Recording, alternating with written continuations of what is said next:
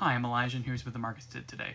So all major American markets were down. The S&P was down around 0.25%, the Nasdaq around 0.3%, Dow Jones around 0.5%, and then the Russell down around 0.1%. So if you're invested in small and mid-cap stocks, generally you lost the least today. Some news that might have some fluctuations in the markets this week. Trump is pausing his tariffs again on China for another 90 days. We're expecting some apprehension in the market maybe because there are going to be some incoming inflation reports later this week that could be good, could be bad. We'll just see. They've been on the rise recently, so we'll just wait and see how that goes and wait and see what happens with the market.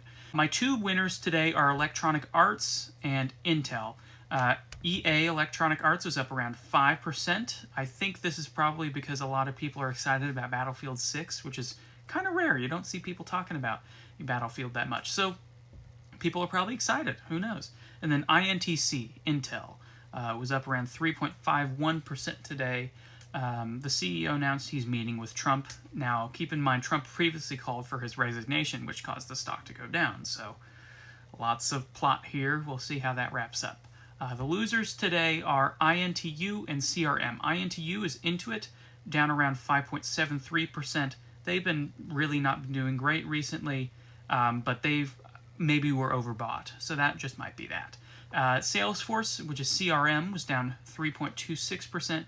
They've fallen a lot recently, fallen 10% in the last month, and they're down 30% on the year. So, again, maybe they're returning to earth too. Internationals were down and bonds were down, but that's the markets today. See you tomorrow.